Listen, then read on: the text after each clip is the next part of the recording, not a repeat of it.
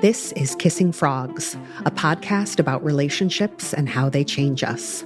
I'm your host, Dr. Molly Burritz, a clinical psychologist specializing in relationships and women's mental health.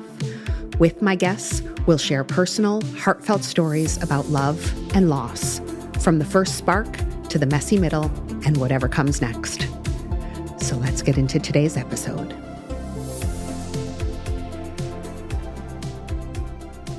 There could be no more perfect guest than today's guest, who wrote a book called F the Fairy Tale. I mean, don't you already love her just by the name of the book? I know I do. Her name is Damona Hoffman, and she requires no introduction for any of the millions of fans of the Drew Barrymore show, where she is the official love expert and correspondent. She has been coaching singles on how to find love and how to get through the dating process for over 15 years. So this woman is no joke. If you are really wanting to talk to an expert in dating, then you need to listen in here, because Damona Hoffman is a dating coach to the stars. She has helped so many high-profile single people find love, and her tips, which she outlines in her book, F the Fairy Tale, really apply to anyone. She has such a way of making it all so accessible for just the average person. And what she brings today is she talks about the world of online dating. How do we navigate these apps, people, these apps? I know y'all are so sick of swiping left and right. I know that there's people out there listening to this that have given up, or they're just about to give up, and they have had it up to here with the dating apps. Damona has the plan for you. She's here to talk about her own dating experiences and how she eventually found love with her husband in the dating world, and then applying it to how it can relate to you and how her tips can help you navigate the dating world and find the relationship that you're looking for. So I hope you love this episode as much as I do. Welcome, Damona Hoffman. Damona Hoffman, we're so glad to have you here today on Kissing Frogs. Thank you for having me. I'm especially excited because one of my favorite things is when a relationship expert has the vulnerability to talk about their own relationships. And it's not as common as one might think. You know, not a lot of people are out there doing the work, but then reflecting publicly about their own experiences. So I think that's really special. And I know you talk about it a lot in your new book, F the Fairy Tale. Mm-hmm. I do. And I feel like once it crystallized what I was really looking for in a relationship, and I could have a plan to meet the kind of man that I really should be seeking out for a relationship, like everything fell into place. And I've heard you say this before too. The person that you choose to spend your life with is the most important decision that you will ever make. And it's hilarious to me that that's the decision that we leave to chance. So once I figured out the system, I was like, I got to shout it from the rooftops. Yes, everybody needs to know this. And, you know I have made so mistakes in my past because I wasn't intentionally considering and choosing as I was dating. What I was doing is I was being led by the feeling of falling in love, led by the butterflies. And if the butterflies was there and the chemistry was there, it was a yes for me. And then, of course, I would find out a year or 2 years down the road that it was absolutely not a yes, and that was not the right basis to be doing the selection. Like, it was a part of it for sure, and I'm never going to tell people to settle for anything less than attraction. You know, you need to have that in a relationship. But for me, that was like the primary driver. And when I learned to become more intentional about what I was looking for and more selective about what I wanted, that's when everything shifted for me. Yeah. But what I always you're describing, it's the chemistry myth in my book. It's yes. like believing that chemistry is the thing that is going to tell you if somebody is right for you or not. Right. And it's not chemistry. Chemistry is a liar. But as you said, attraction is important, and true chemistry deepens over time. Yeah. Mm-hmm. Yeah. And the chemistry that I was basing off it was so crazy because that's the exact kind of chemistry that by definition doesn't last. You know, it's like dopamine based. And after the dopamine, transmitters are firing over and over and over and over again, they require more to be stimulated and they get bored. And so the experience changes. So if you're making the decision based on that, it inevitably has an expiration. Well, and a lot of times people aren't actually making the decision. It's just you get caught up into the momentum and you're like, oh, I like how this feels. Mm-hmm. And then you lean into it. And the next thing you know, 2 years later, you're like, I just wasted 2 years of my life and I'm in the same place or worse by listening to what I thought was my gut feeling. Yeah. And that's why it's really hard when people say, oh, just trust your gut. Mm. Well, when you know. Well, sometimes you don't know. That's right. And if you haven't done the foundational work that I talk about in F the Fairy Tale and that it sounds like you did at before you met your husband, you don't have a framework to do the choosing. And so that's how you can get caught up in the algorithm. That's how you get that dopamine rush and the chemistry myth takes over. And so when you do it intentionally and you have real clarity on who you are, what you're looking for in a partner, and what kind of partnership actually builds the life that you want to live, then you can order your steps to find that. Yeah. It doesn't become so overwhelming. You've cracked the code to, finding your partner that now you've been with for nearly 20 years, right? Yeah. Yeah. And then you're helping all these other people do it. Sometimes really high profile people. You're a celebrity dating coach, right? So you're doing something right and you're really helping people crack the code to find what it is that they're looking for. But root me back into what things were like for you and who you were as a person before you figured all of this out. Oh, Molly. I was a very frustrated dater. I grew up in the Midwest and I was not the standard of beauty. Mm. I'm Black and Jewish. I had curly hair. Mm-hmm. I'm 5 feet tall. Mm-hmm. Like I did not look like the people on TV and the magazines. And I was not the girl who got asked to prom. I asked both my junior and my senior prom date to the prom. Mm-hmm. And so I always just found that, to me, the narrative that I told myself was that dating wasn't really set up for me. And I was meant to be the girl that was in the corner holding the purses. Mm-hmm.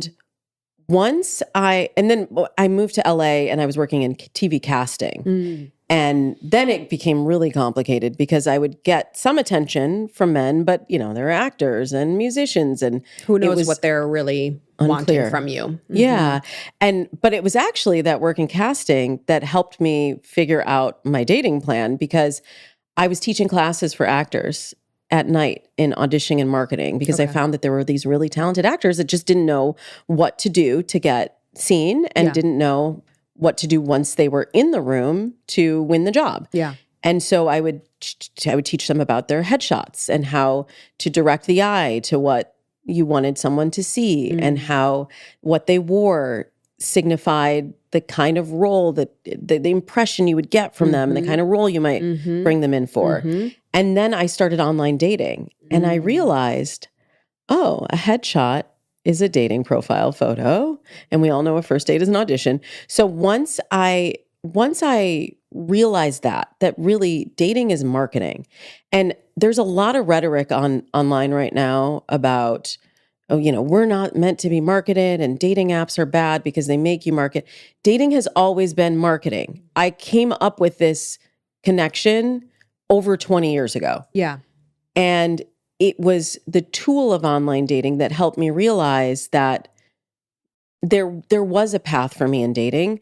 And then I had to do a lot of deep inner work and just building my own self-worth and really getting clear on the value of my identity and my experiences, instead of me trying to shapeshift into something that I thought would be more dateable. I was like, the more that I lean into who I am and I market the things that make me unique, the more I'm able to attract not everybody, but the people who are specifically right for me and are looking for the same things. Okay, so I really have to slow this down because now here in the first 5 minutes of this interview, you've dropped this truly a golden nugget that people really have to take in. So you tell me if I'm getting it right. A big part of this is the way you grew up and not being a part of the mainstream culture. You had these identity factors about you that were different from the mainstream culture that led you to feeling kind of marginalized on the side. You were the girl that was made to hold the purses rather than the main character of your own story. Oh, yes. Yeah. Yeah. And I mean, having written a book called F the Fairy Tale, I am very aware of how these romantic ideals are constantly sold to us. Yes. And working in television as well, the rom-coms, the fairy tales, we have these stories about who gets to be the princess in the tower. And we're at a really interesting period in history where we are re-examining all of that. We are also, we hear about main character energy online all the time. Like, people are realizing, oh, just because that's not my story, that doesn't mean that that my story is not worth telling, worth living, that it's not wrong, that it doesn't go that way. And then the other thing that happened in the last 20-ish years that I've been a dating coach is dating apps really have opened up opportunity. And some people were ready for that opportunity, and some people feel really burdened by it. And I think that the core element that decides whether you are overwhelmed by it or whether you are thriving within it is that clarity. Because, we hear a lot about the paradox of choice. Oh, nobody wants to settle down online because there are too many choices. No, that is not that. How would I be married 19 years if that is true? There are so many people, and the majority of my clients over the last 20 years have met their partners online. But the difference is that when you have clarity, you are not getting sucked up into I call it the texting trap, the DM spiral, the swipe fatigue, because you're not going down these rabbit holes, chasing the dopamine hit that aren't ultimately serving you. And then I hear you saying there was a shift at some point. And the shift was, the things that make me different, that once created a sense of marginalization for me, are actually my superpower. They're my gold. Those are the things that make me who I am. And when I highlight those aspects of me that make me different, I can stop being on the sidelines and start being the star of the show in a way that's truly authentic to who I am. Yeah. Yeah. And I believe that's true for everyone, everyone listening. And in the book, I share some stats. I worked with OkCupid for a long time as their official dating coach. And so I could see all of the data. And there used to be a system on OkCupid back in the olden times when I started online dating. Olden times. Yeah. And it allowed you to rank your matches. Okay. And they found that the people who had the most activity, as in conversations that moved towards dates, there's this feeling that the people who are picture perfect get all of the matches. But it wasn't those people that had the most connections. It was the people who were polarizing, the people who, some people were like, ew, that's a 1. And some people were like, very intriguing, 4 or 5. Because I think it's that people saw something unique in them. There was enough information there to be polarizing, to be like, oh, this person has tattoos, I'm not into that. This person says they read these books, I'm not into that. There was enough to specificity for someone to make a decision about you. Yes. And we get caught up in the Instagramification of dating apps. Like I want all the likes. I want everyone to see me, like me, follow me. And that is not the right strategy for dating apps. It's That's right. much more important to be liked by the right people. Yeah. So we want to be polarizing. We don't want to be middle of the road and just like, I'll put up a nice smiling picture, great, send it to your grandma. She'll put it on the mantle. Yeah. But to have pictures that tell your story. And that was the big thing that clicked for me when I was casting as well. Okay.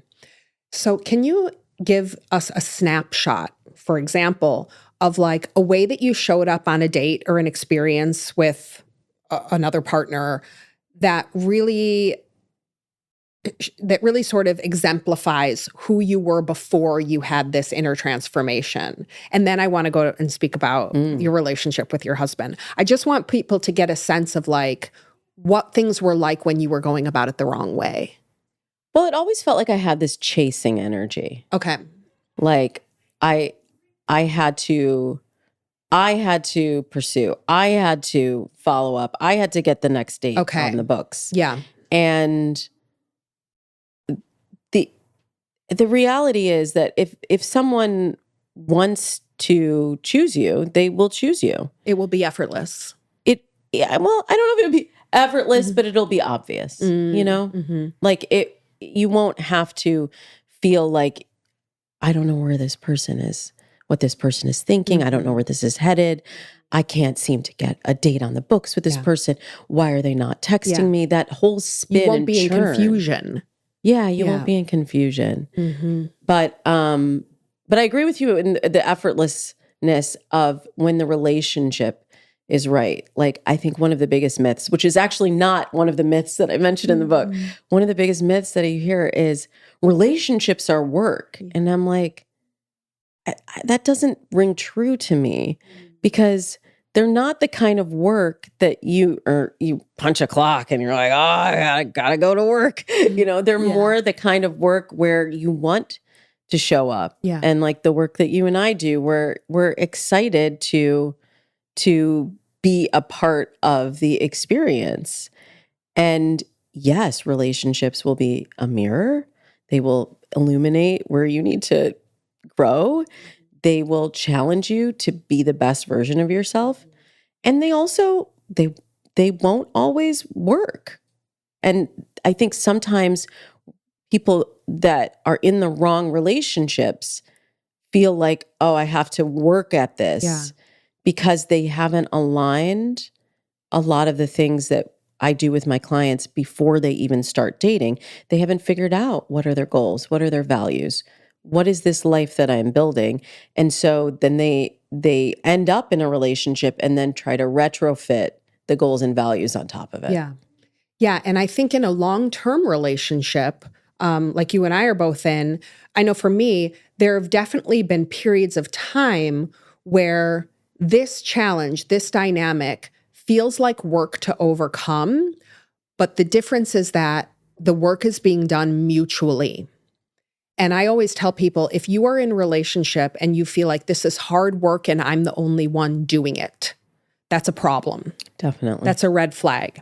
There have been times when I have worked hard in a relationship to address a certain challenge or dynamic, and the work has been mutual.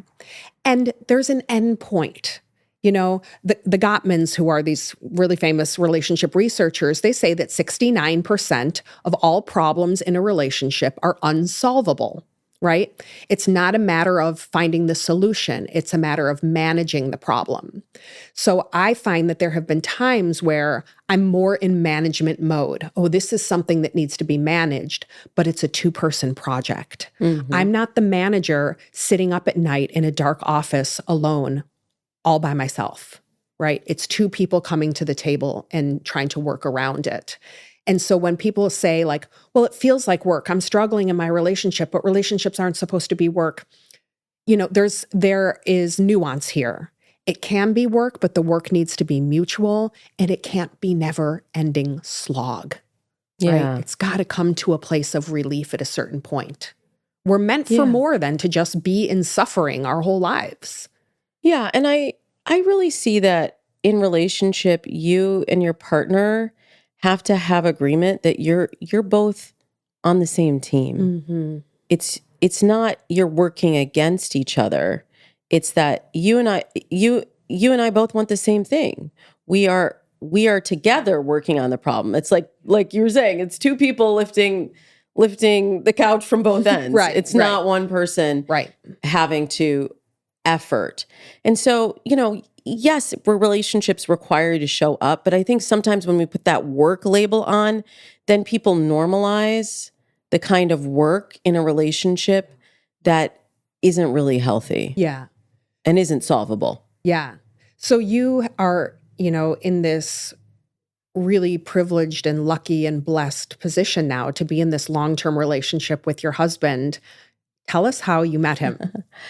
Okay. And I will say yes, I feel lucky, but I also feel like I can trace back all of the decisions that I made and that he made mutually that allow us to continue to choose each other. Yes. So this is 19 years earned, right? I feel that. Yeah. And I even actually talk about luck in the book, that luck, I believe luck is a myth.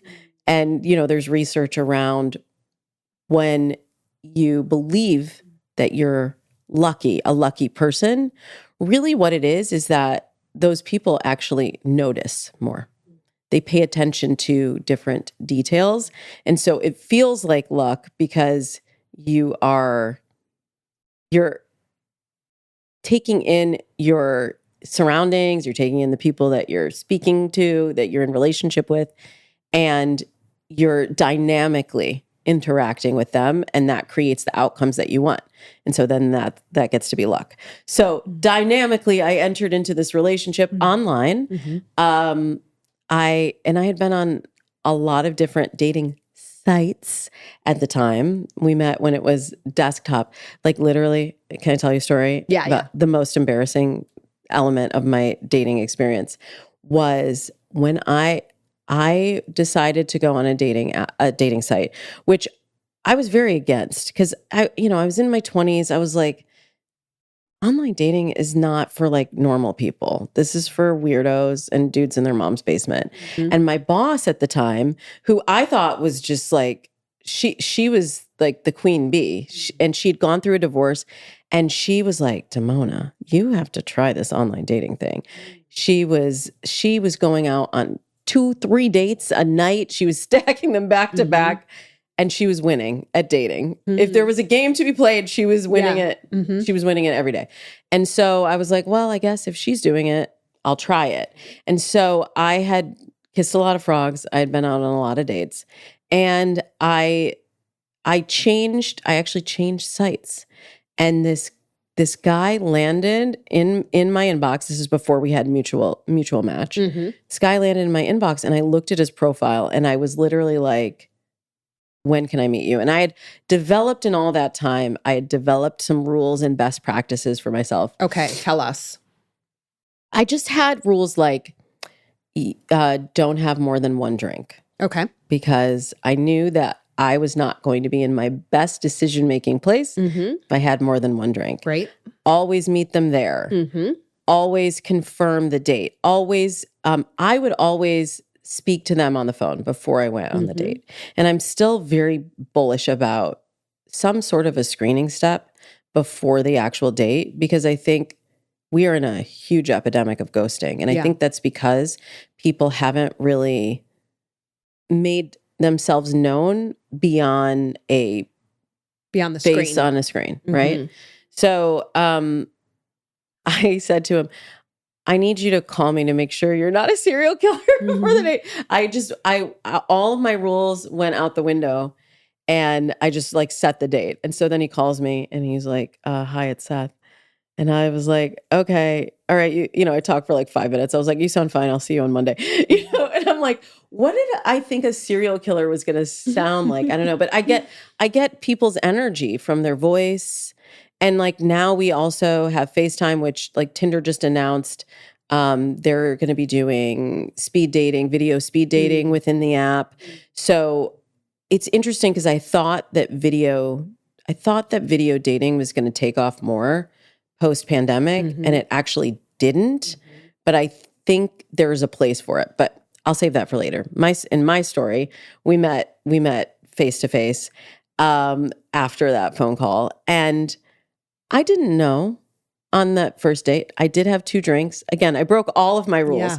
Yeah. And people are like, "What? Like, why are you telling people your rules and then breaking all of your rules?" And it's like the rules are not necessarily there to be followed to a T every time. The rules are what keep your energy in the game to get you to the point of meeting that person. The because rules it's are a not to process. limit you, they're to support you. They're to support you. Yeah. And so I felt like at that point I had kissed enough frogs, and I had learned from those experiences to know when this was something different. Okay. But did I know it was going to be my husband? No, absolutely not. Okay. I just knew at the end of the first date that I was so curious about the way his brain worked. And I talk in the book about choosing curiosity over chemistry.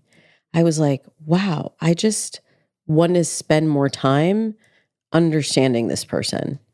And at the end of the first date, all you need to know is that you're curious enough about them to spend a second date. And so I didn't have clarity at the end of the second date, but I was like, still curious. And then really by the third date, that's when I started to say, oh, I think this person's going to be in my life for a while. Yeah. Did I know I was going to marry them? Still no. Yeah. It took a long time, but it's that consistency of seeing how someone shows up for you, seeing how their words match their actions, seeing how they are in all of the seasons, when you have conflicts, and when you're having a challenging time, like how do they support you? So it was really that process of continuing to show up that made me know that he was my partner, my person. Here's why I love this curiosity versus chemistry framework. As I hear you talk about it, what I realize, and I'm just kind of experiencing it here right in this moment, is that being focused on chemistry is a very inward focused experience. I'm paying attention to how I feel inside of me. Being focused on curiosity is an outward facing experience. You are looking at the other person and having an experience that is about them. Yes, your own reaction to them, but it is an outward focus. And I think that a big part of my problem with how I based decisions rooted in chemistry was that all I cared about truly was how I was feeling. It was actually not enough about looking at my partner and examining him and being curious about him. It was about, how do I feel? I want to feel good. And it was a very narrow, self-focused way of approaching a relationship, which should ultimately be about connection. And that was a real shift for me, that it's like, yes, the way I feel matters, but I need to be looking more at him and examining more about him, having greater discernment about him, rather than just basing everything on how I feel, which is a singular, insular experience. That is so wise, Molly. I actually hadn't made that distinction before, but you're exactly right. That is internal. I find for a lot of my clients, we have been sold this bill of goods. We've been told so many times to sort of pull it together, to squash our feelings, to not lean into that feeling, that I find that a lot of times I have to tell my clients to feel on the date because they're all up here. But for someone that is in the opposite space, what you just said is absolute gold. It's really a blend of those two things. It's like, it's what am I feeling internally, and then what am I receiving from this person as you're in connection with them. So true. Well, this is a super helpful framework that I'm going to use with clients. I'm telling you, I can think of many clients who need to hear about the curiosity versus chemistry framework you've developed. Yeah, it is a game changer. And I developed it because I was dating the other way. Yeah. And it was like, oh, you like me? You're interested in me? You're pursuing me? And so much of that is just surface too. Like when I hear that people, sometimes women will say, well, I want to be chased. I want to be pursued. And I'm like, who wants to be chased? If you start chasing me, I actually was chased at the gas station the other day. It was quite scary in the middle of the day. But in the middle of the day, you start getting chased, you run. You should run. You run. And it was a really good thing I did. But if you are in that energy of chasing, which was what I was doing, or wanting to be chased, it's not reciprocal. Someone's running. Someone is running. Exactly. And it should be, as the Gottmans say, a turning toward. Yeah. It should be both of you reaching out, turning towards one another. Yeah. How did you know, you're really forthcoming. You're like, it wasn't the first date. It wasn't the third date. I knew he was the one. I knew he was going to be my husband. Tell us about the shift where you did start realizing that. Okay, you're going deep now. There was one moment I remember when we went to a wedding, our first wedding together. And there was a moment where the couple was saying their vows and we were sitting there in the pews, and he just reached over and grabbed my hand. And it was like an unsaid moment of, I actually have never asked him what he actually meant or if he even remembers this. But in the moment, what it said to me was, I want this with you, or what they've said resonates for me. I'm feeling the same way. And that was probably about a year in. It was a while. We were investing for a long time in the getting to know you phase. And then we didn't get married until nearly 4 years into our relationship. And I think that was also because, here's an important thing to note about fairy tales. Sometimes people think that the fairy tales are only about the women's role and that women are the only ones susceptible to this narrative. And that's absolutely untrue. There are so many, probably even more narratives that men have to grapple with. And I think we're seeing a lot of this now as men are trying to figure out how do I pursue without coming on too strong? And if I want to be a collaborative partner, does that make me look weak? Or if I want to be, a stay-at-home parent, what does that mean for my role in the world? And there's a lot of mixed messages that I think are coming at men. And one of the reasons that I wanted to be engaged probably 9 months earlier, but one of the reasons was that my husband was not making the money that he wanted to make yet. And he waited until he got a promotion to propose because he was like, I didn't feel like I could be a provider. Now, I'm a very modern woman. I was working in television at the time as an executive. I was not requiring that of him. That's right. You didn't need a provider, but he wanted to be one. He wanted to be one, and society had told him, you best not give that woman a ring until you can afford it, until you can afford to take care of her. Until you've earned it. Yeah. Yeah. Yeah. So those narratives are really, really hard to unwind, even for people that consider themselves progressive or feel like they're saying, well, I'm not listening to that narrative. It's a two-way street, and the other person in your relationship may be having their own experience with that. Yeah. And so now you guys are deep in, you've got a 15-year-old and a 12-year-old, right? Yeah. Will you talk with us a little bit about one of the things that I work with in couples in my practice a lot is the transition to parenthood.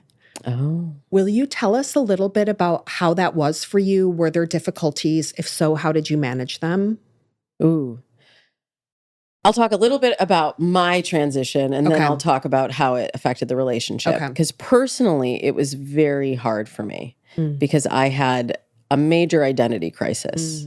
I had been married to my job and my husband, but I'd been Mostly your job. It's 50-50 really. Yeah. We both had been very career focused but he really needed to become a dad. That was in terms of goals and values, that was like really high on his list. For me, I kind of thought, well, sure. Yeah, I could be a parent. Like, it's fine. But I didn't have that same driving force that he did for parenthood. And then I was working as a TV exec. So after casting, I went into development and programming. So I was like basically the in-house producer for shows and buying new shows. It was a very demanding job that I loved. And I came back to my job that I loved after having my daughter. And it just felt like I was failing at everything. And this is, I think, a very common story for working moms. I was getting less and less of the pie at work. Like, well, we're gonna have to promote this guy with no kids because he can stay up until 11 at night. Here. And he's here all the time. So we're going to promote him above you, and we're going to give you fewer projects, and you're not going to travel as much because you got to be home with the baby, right? We want to support you. Yeah. And still, I was working like 60 hours a week, and I was the last person to get to daycare every day at 7:00. And like, that's no way for a baby to live. Or a mom. And I hit a wall, and I went, I don't think we're supposed to live like this. Yeah. I'm just like constantly working or caretaking. And my husband was very involved in the caretaking as well, but it just felt like I just burn myself out, and then I go to sleep and I get up and I do the same thing again and again. Oof. I can't do this. Yeah. So that's when I had been writing dating profiles on the side, but I didn't ever think of it as a business. I was like the profile whisperer where people would like refer people to me. I had a blog under a pseudonym. I didn't even tell people that it was me. Okay. And once I had my daughter, I was like, I need to do something different. So that's when I front loaded doing the dating coaching, and then that totally took off. So in a way, my daughter is really responsible for me making this my life's work. So I have a lot of gratitude, and we're very, very close now. And I really feel like I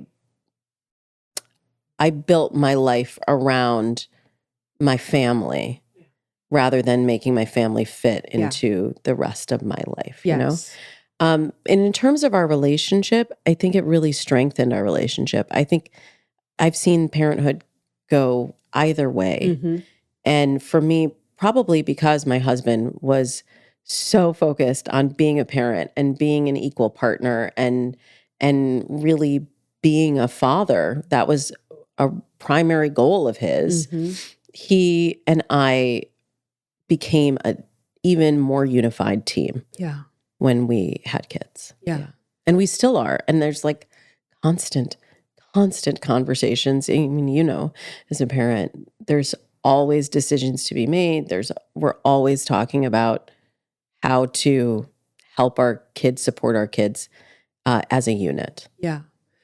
This is such a beautiful story, and I think inspiring it's going to be inspiring for so many people, because the narrative that we mostly get exposed to is that motherhood is going to ruin your career, and motherhood's going to ruin your marriage. And there's a lot of evidence that says that, on the whole, relationship quality and satisfaction declines when you have your first child and doesn't reach back to the level it was before you had children until all your kids are out of the house. This is documented statistically, but it doesn't have to apply to your marriage.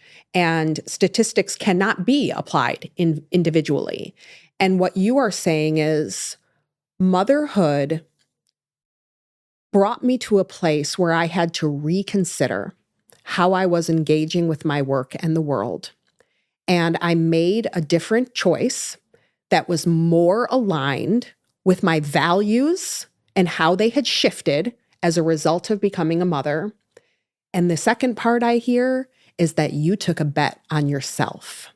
You turned away from a corporate structure that was supporting you and paying the bills and that you had known well and was very familiar to you. And you took a bet on yourself to do something you had been doing for fun on the side under a pseudonym, and you chose to make that visible.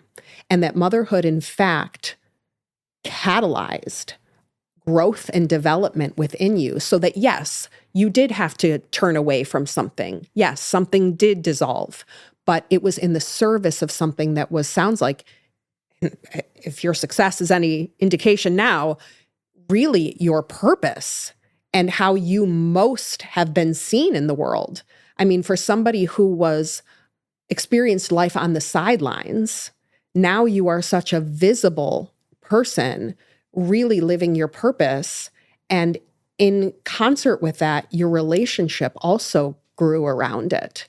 And I just think this is a beautiful story that women need to hear. It's not for all women, and it doesn't happen for all women. Many people do not have the resources that supports this kind of evolution.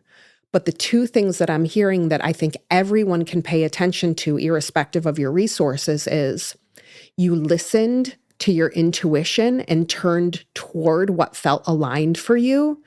And the second part is that you took a bet on yourself. Thank you. Thank you. And some of it really wasn't even conscious. Mm-hmm. I don't even feel like I had a choice. And so, like, it just got to the point where I was like, the universe is sending me in a different direction. Yep. And I'm going to have to heed the call. Yeah. And the career that has built from that, I never could have imagined when I was a TV executive, Mm-hmm. but it was leaning into this, and truly, like, credit to my husband, because I wouldn't have the resources to, start a brand new career after a decade. I wouldn't have had the confidence to feel like I was being supported to take this leap. Yes. If I didn't have someone that was on my team. Yes. Going back to what we were saying earlier. Yes. And there have been seasons in his career too, where I'm like, okay, like what needs to happen here? I got you. We're on the same team. Yes. And so let's make these decisions together. We make all decisions together. Much to my children's chagrin, because I'm like, don't do an end run and come over here. Yep. And try to get a yes from me when you just got one from dad. Yeah. But that is the foundation for our relationship, and that has also been the foundation for the way that we parent. Yes. And this to me speaks to the statement that you made earlier about relationships not being work. When a relationship is the right relationship, when you've made the right choice, when you have done the growing together, the relationship supports you into your best self. You're not fighting with the relationship to become who you want to be. The relationship is supporting you in the becoming. And that's such a sign that you chose well and you did the work. You earned this relationship to really help you grow into your best self. Yeah. It's and all we're happening. Still doing the work. Yeah. And you have to continue to work on the relationship, and to also find moments of connection and excitement. Like, you have to almost manufacture that in some ways when you get into the mundane details of life. Like, we'll put a trip on the calendar for the summer so that we have something to look forward to. Or like, we have date night tonight. We love the theater. We're going to the theater. I have had these tickets on the calendar for 6 months, because it builds that same kind of anticipation as when we were first dating. And you're like, oh, I wonder how the third date's going to go. I can't wait to see this person. Yeah. You have to still create that mindfully. Novelty is so important. And when you've been in a relationship for a long time, it's not there inherently. You have to build it in, right? Exactly. It's really special. I guess it is work now that, but it's the kind of work that you want to do. We all know the difference between passionate work and the slog. Mm-hmm. Everybody listening, deep down, you don't need a checklist to determine which one you're in. You know if you're working from a place of passion and evolution, or if you're clocking in and tolerating it and trying to fight the misery. and there's a big difference between the two. Yeah. Yeah. And I hope people will also just lean into their heart and what they want to do. Because there are also some people who a relationship isn't the goal. Mm-hmm. We have been sold this narrative. You have to be in pursuit of a relationship at all times. Says who? Says who? If you're happy in your life and you are unpartnered and that's how you want to be, don't let society tell you you have to do it their way. Yeah. Well, and I just believe there are so many different types of relationships. Oh, yeah. I don't think are meant to live in isolation. We're meant to live in community. But there's lots of ways to do that, irrespective of whether you're in a primary romantic relationship or not. You can live in community, and that's with the people that you're friends with, your family, your barista, your neighbors, your volunteer opportunities, your kids' schools. Like, be in relationship. It doesn't necessarily mean you have to be in one primary romantic relationship to feel fulfillment. 100%. And a lot of times I see that people, they put everything on their partner. That's another thing that's shifted in the last 20 years that I've been doing this. Our expectations for our partner have grown, and they have to be our confidant, our business partner, our lover, our everything. Best friend. Mm-hmm. I know. I often say, like, my husband's not my best friend, which he's kind of like, but I have a really robust social circle that I also continue to invest in. I don't call that work. Yeah. That's fun, Yeah. but it is part of the community that makes me who I am and makes me feel full. And I also invest in my partnership, but they're not in competition with one another. Yeah. So a lot of the clients that I see in my private practice are high achieving, successful, beautiful women in their late 30s or early 40s with so much to share, and they're struggling to find a partner. Damona, I know that they want to hear from you. What would you tell them about their situation, and what they should do? It all begins with mindset, and that's where I start the book. Really figuring out not the narratives that you've been sold of what partnership's supposed to look like, but what do you actually need right now? Because I think there are a lot of high achieving women that were told you need to meet a man or woman at your education level or higher, at your income bracket or higher. Mm-hmm, mm-hmm. And so we're just always looking up, and it's like, who's up there? I don't know who's up there. The pool keeps getting smaller. Right, right. And so, and again, I'm not telling people to settle, as you are not as well, but having that clarity of, wait, if I'm going to be a CEO and I'm going to be working 60 hours a week, and I want to be a parent, and I want a person in my life who's at that income level or higher, okay, what does this look like? Who's taking care of the kids? Who's taking care of the house? How is the division of labor broken up? Because you might get yourself into a situation that you actually hate because you thought that you wanted something that isn't actually right. And like, I've had many clients that said, I had never dated a blue collar guy. I have a master's degree, but you know what? I met this guy, and he's a plumber, and he's a great partner, and he's a great dad. And I can't believe that I almost missed this opportunity because I was looking at it in a very narrow way. And he's got hella job security. Right. I know. So we just really have to examine what some of these stories are that we have about who we should be with and what it should look like. Yeah.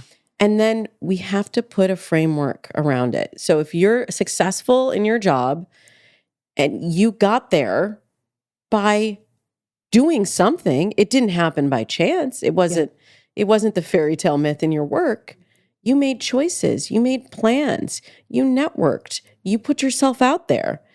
And I like to have women that feel the way that your clients feel. Think of, you've built all of these amazing skills. You can apply those skills to dating. That doesn't mean you go into the date like you're, organizing your calendar, but you bring that part of yourself to the date. Yeah. I'm so tired of all of the rhetoric around like, you need to be in your divine feminine. And if you're not leaning in as a woman and you let him lead and like, stop. It's too much. It's storytelling. It's storytelling. You need to be yourself. Bring all of yourself to the table. I love that. But you choose what elements of yourself you want to highlight at different times. But those same skills that made you successful in work absolutely will be successful in love if you have a plan to get yourself there. Wise words. Wise words. Thank you so much. Thank you. Can you tell the listeners about the most important ways that they can access you and support you? Yes. Well, I'm on all the socials at Damona Hoffman. I have 13 years of podcasts as the Dates and Mates podcast. We just won the Signal Award in the fall for Best How-To Show. So there's a lot you can learn from going through the back catalog of that. And I'm on the Drew Barrymore Show and Access Daily, and also at various resorts. I work with Savannah Wellness Resort, so I have a residency called the Love Lab. So I'd love to see anyone there if they want to go deep with me and do some of these sort of exercises in community to help them clarify what they need in love and how to also love themselves fully. Thank you for all that you've shared today, Damona. It's really, really great to have you here. Thanks for having me. Thank you so much for listening to today's episode of Kissing Frogs with Dr. Molly Burritts. I want to hear your thoughts on it, especially if you loved it. So please leave a comment on Spotify or rate and review the show on Apple. Don't forget to subscribe while you're there. And if you think that a friend would enjoy this podcast, please share the episode with them. That's the absolute best way to help the show grow. You can find me on socials at Kissing Frogs Pod and at Dr. Molly Burritts. That's DrMollybUrrets. See you next time.